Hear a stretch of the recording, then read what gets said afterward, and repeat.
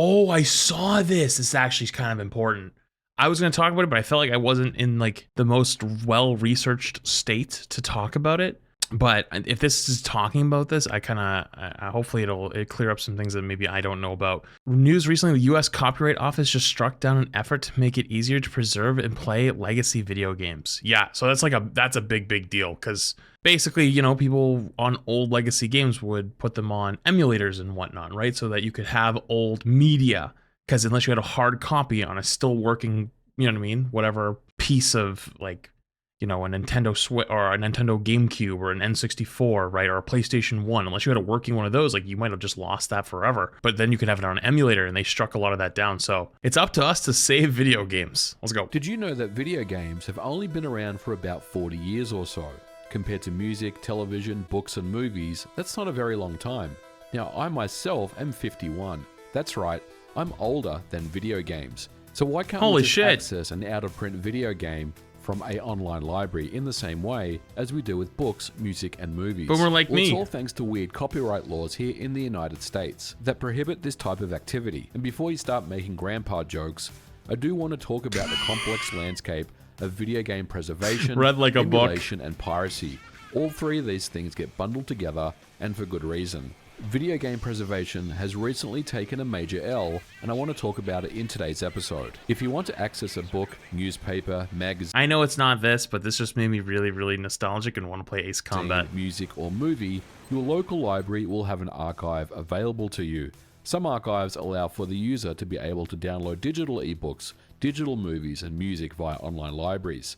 But what if you want to research an old classic video game? Take for example this game right here, International Superstar Soccer for the Nintendo 64. Well, you have a couple of choices. The first is to buy a physical copy off eBay and pay reseller prices, whatever they are. Yeah, and those can be crazy high. Hardware, you can play the game just fine. Yeah, I was just talking about that. Either have the original hardware and an original copy of the game. If you don't have original hardware, then you'll need to purchase that as well. Yep. A console like the Nintendo 64 was well before modern televisions, which means getting the game to run in one. Oh yeah, you gotta get the television that has the 3 ports as well. The yellow, red, and white ports. Wait, are there people in chat that don't know what those are? Times, if you don't have the hardware, is tedious and expensive. Of course, you could either just download the ROM, which is illegal, and download your favorite emulator and play it on, which is legal. You could also dump the game and then play it on a modern emulator. That's a nice trade-off. But game dumping is only legal if you're not circumventing security measures. And to make matters worse, it's near impossible for the average user to learn how to dump their own games, especially cartridge-based ones. But the idea of downloading a ROM is considered software piracy. Wouldn't it be cool if there was a legal way to download a ROM from an online store that was curated and then be able to play it without fear of being prosecuted as a criminal? Services such as PlayStation Plus offer this, and Nintendo used to with their Virtual Console, but did away with it in favor of the Nintendo Switch Online service. Sly Cooper, 2002. Man, that hits. But unfortunately, the percentage of games that these services offer is minuscule. There's probably a less than zero chance that International Superstar Soccer 64 will end up on the Nintendo Switch Online service. And if it does, I may have to wait for another couple of years. I simply don't know. And to make matters worse, if you take a look at the number of games that Nintendo offered on their Nintendo Virtual Console as compared to the Nintendo Switch Online service, if we compare the NSO to the Wii Virtual Console, this number is significantly reduced. And this, of course, is assuming that these online stores will stay online forever, which historically, as we know, is simply not the case. One of the arguments I hear is that you had plenty of time to make your purchases before these stores went down. But this argument is flawed, because it's assuming that everyone... Oh yeah, actually, I think Nintendo DS, the last Nintendo DS actually went offline this week. It's been online, like staying online for like 190 days or some shit, and it finally got disconnected. It was the last remaining online Nintendo DS. Now Nintendo DSs cannot connect to online, period. Was invested into that ecosystem at the same time. If I'm someone that just found an appreciation for the Nintendo 3DS, the only real option I have is to hack my 3DS and install an illegal eShop variant. It's hard to imagine that game publishers really do care about preservation when they only offer the absolute minimum to their customers, and that number is decreasing. Games are... Now, there's actually a really good question there. Why do why are they so against it? Like, I understand copyright. I understand, you know, like, you don't want people farming your IP for money, right? But like half these games are just fucking gone. Like, they're just dead. Like, there's literally nobody looking after them. They're just sitting there, right? You clearly don't think it's worth it, right? You clearly don't think it's worth the money. So if somebody else wants to put time into it, right? Delisted almost every single week, and high-profile games like The Crew by Ubisoft are no longer playable, even though I purchased a copy. This is online only game and have too. it available in my Steam library. I simply can't play this game anymore, and it's my favorite in the series. Ubisoft themselves said that gamers need to get comfortable not owning their games for subscriptions to take off. It's almost like us gamers have no choice but to download ROMs illegally, regardless if we previously owned the game or if we didn't. Software piracy is a fancy term for copyright infringement, and it's been in the news recently with a U.S. Copyright Office rejects DMCA exemption to support game preservation ruling just last. Wait, isn't this kind of funny though? Because apparently, like, the Nintendo Museum was using emulators, and it got out like on TikTok. Someone made a TikTok of them like disconnecting the controller, and like it went to like the emulator, and now apparently that museum like has them like zip tied in, so you can't actually unplug the controllers now.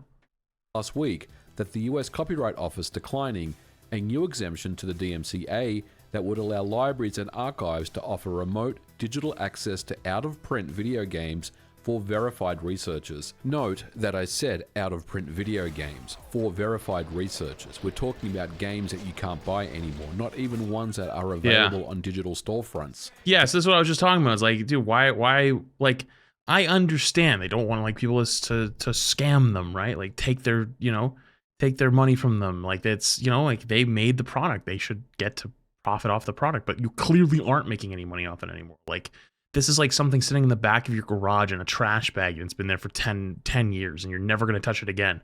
It's literally just sitting there, and it's like, well, you could take it out and fix it and, you know, fix it up and make it look nice, or you could just throw it out or give it away. Just give it away. And verified you don't got to deal with it. Means that people because you're clearly not going to make any money off it. Have been pre-approved as historians, archivists, and preservationists. Also, 50-cent game is to access the hilarious for either research or educational purposes. This does seem a little heavy-handed, doesn't it? Look at the mechanics. Tens of thousands of YouTube videos researching old video games.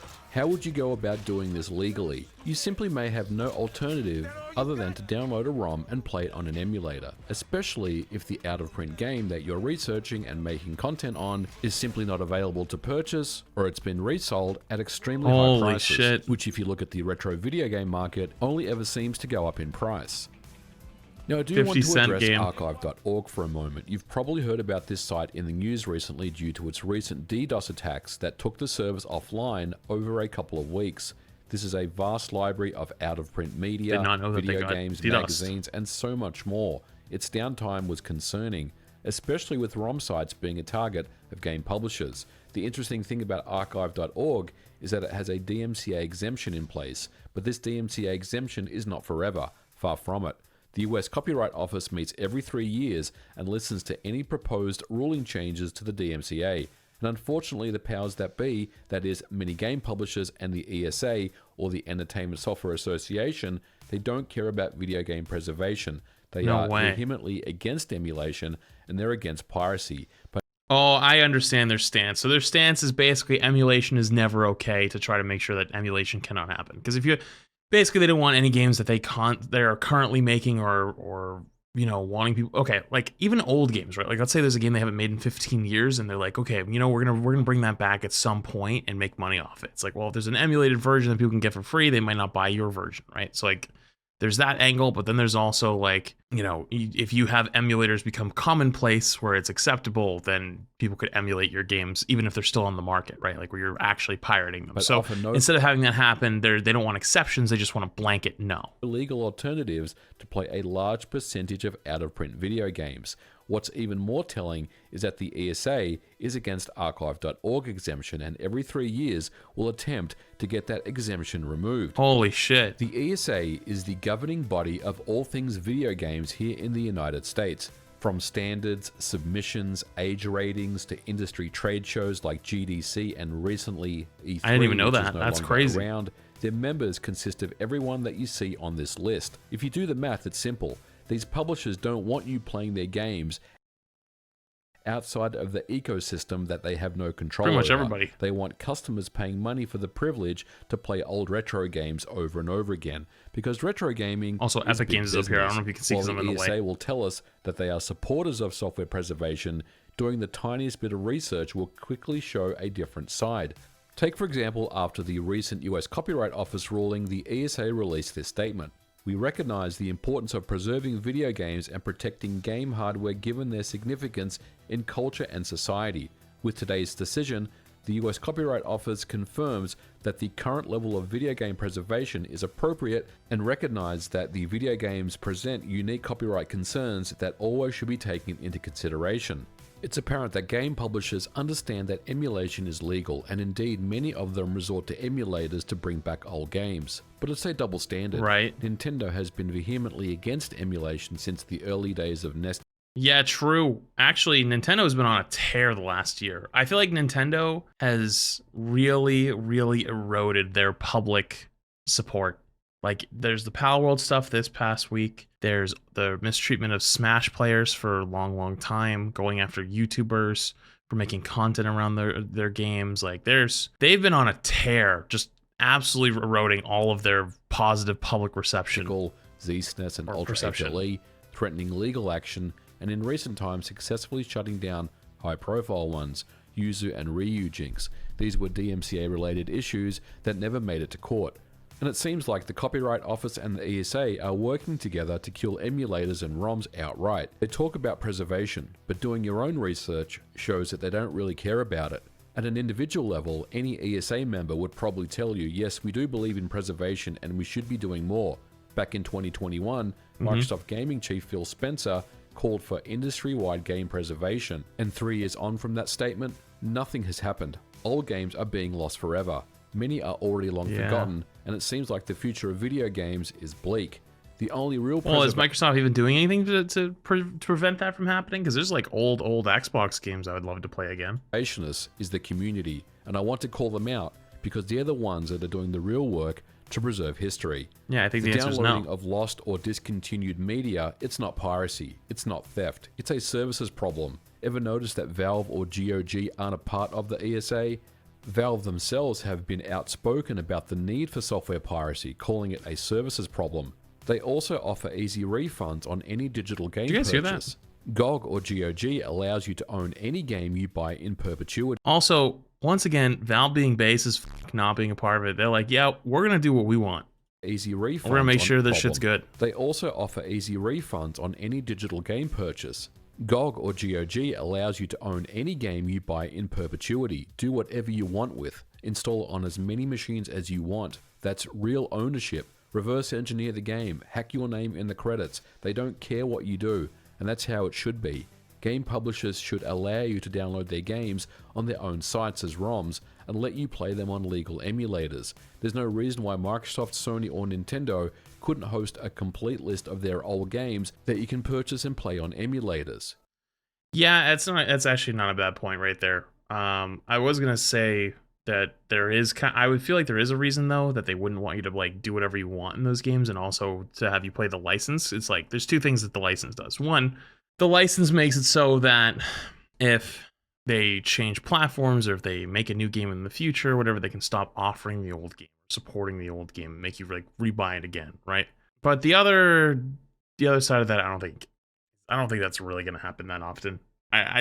My other point to it was like if you're a bad actor on a game, they can take the game away from you at that point, right? Like if you are found to be like cheating in a game a lot, they can like revoke your access to the game because technically it's not ownership, it's a license, right? But that's probably not happening a lot of times. That's very, very rare and very extreme. It took 14 years for Rockstar to release Red Dead Redemption on PC. Before that, you had to download an ISO and play it on RPCS3 or Xenia. These are two emulators, of course. That's one game, and there's tens of thousands of games out there. Wait, is it just a port, or did they like? Because this game looks fucking good Publishers for an simply old aren't doing game. enough. So it's up to us, the community, to I know preserve Red Dead looked everything. amazing, but Emulators, while still they've holds taken a up. setback in recent times, will continue on. And in many ways, the future of emulation is more exciting now than Just a ever. port? Those that develop emulators aren't filthy pirates. They're individuals who spend thousands upon thousands of hours doing their own research, documentation, developing solutions, failing, retesting, just to run games on modern hardware. They work on enhancing these experiences as well, making them far better visually at faster frame rates than these games were ever designed for. Many are open source, so these discoveries and code will be preserved forever.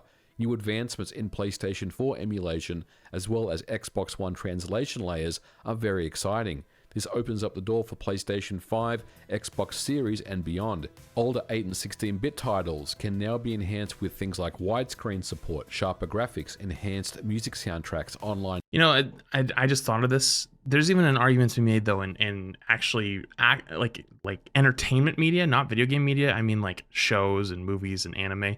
There's actually a lot of those that are actually unobtainable today because, for example, let's say there's a show owned by Company A, right? Company A owns the show and it's always been a part of, or had it a part of them. Company A is acquired by Company B. Company B is a bigger entity and they absorb that show when they buy Company A, right? They don't do anything with it, they don't make any more, but they own the rights, it's still available publicly, it's just an old show. Then someday comes along and Company B is sold to Company C. And Company C has an old show or something that is a direct competitor or has a conflict of interest where something like they can't really own it, right? Or they can't really show it. Something happens. And so when they buy Company B and they absorb it, they actually completely wipe that show off the planet or it's no longer buyable, right? Like this has happened to certain shows in the past where they're either not able to be streamed anywhere, you can't buy them anywhere, and they actually become lost media, like real lost media. And there's no way to acquire them unless you have like VHS tapes or DVDs or like an actual hard copy of it. I mean, there's a world where maybe that could even happen in games, but it doesn't really matter for games as much because you're not even getting to preserve them. So what's the point? And play, localization, and ROM translations. Or Company B buys Company A and then goes under and then it's just gone. True. That happens too. The Wii U emulator Cemu can run games at 4K at 60 frames per second. This is a system that is no longer available. There's a significant number of lost episodes of Doctor Who because the BBC did not value the media. To purchase with no online store. RPCS3, the community-based PlayStation 3 emulator, continues to improve over The sad thing is though, I mean, the real truth is only a small amount of people genuinely care about this shit. Like, there's people that care about it that are like, for example, like I would love to have no lost media like that. I'd love to have the option to go back and playing a game someday or something that like a service that was available where like I could pay $1 or like 50 cents or something cheap, like something cheap as like, oh, I can get access to playing this old game that I used to love. I'll go down nostalgia lane right now. But the amount of people that are super invested and willing to put that money in is so small because the return would be so small. Like I said, I'm not willing to go back and pay $60 for an old game that's came out in 2004. Like that's not going to happen. So like, how do you make money off of putting all this investment in and like getting these companies to agree to let you use and make all of your games on one site, right? Like getting them all to make contracts and to give you the legal framework. It'd be a nightmare and you wouldn't make any money off it. So like I don't think there's a world where it's going to end up happening unless like individual companies make their own legacy services where you can go back and play their old games like through their own store. But even then, like, it's going to be minimal. And we still don't have an official solution to PlayStation 3 games for the It's PlayStation unfortunately 5, the reality. Even though people want to play new shit time and time again, most of the time. Something just seems off about the whole thing, doesn't it? But game preservation isn't just about the games, it's also about the hardware. The FPGA community is doing amazing work ensuring that things like old computers, consoles, arcade PCBs are also preserved forever. Recently, we've seen a Nintendo 64 FPGA core for the MiSTer, and Analog has announced the Analog 3D. FPGA is hardware preservation, and it's as simple as that. In recent years, decompilation efforts have also ramped up. Decompilation is the process of taking an old binary ROM file and decompiling it back to its original source code.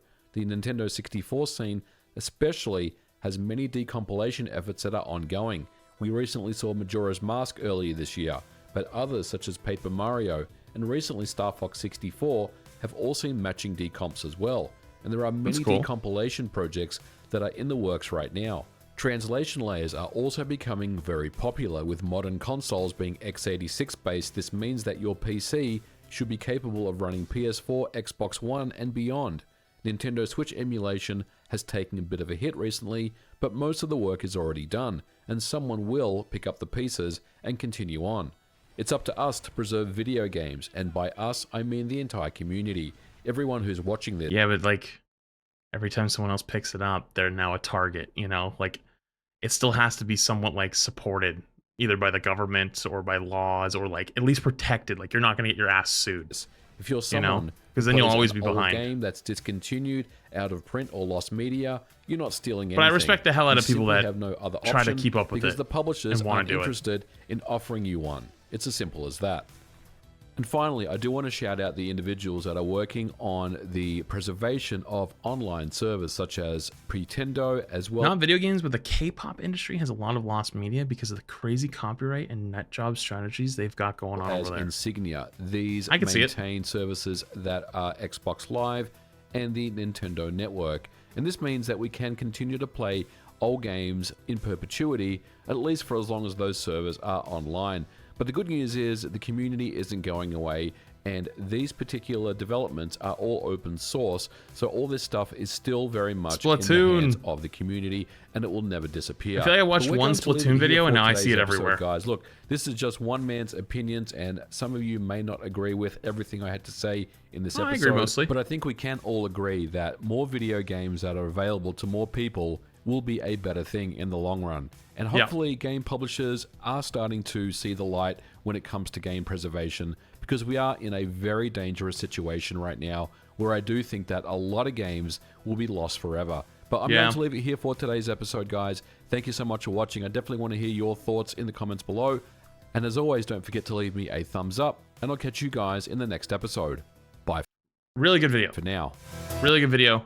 Makes a lot of good points about how it really is up to gamers to do it, but like you gotta understand you're gonna be towing a little bit of a legal line in a lot of ways. I don't think I see that anywhere changing, and kind of copyright DMCA laws are so old and primitive at this point that it just kind of sucks. Even as a creator, actually, I read a tweet earlier. Hang on, let me find you this tweet. This just randomly came up on my feed from Fortnite creator Nick. And it said, "It's wild to me that music labels will grant Fortnite creators 1 week to monetize their content freely. And then after that 1 week is over, they just claim everything.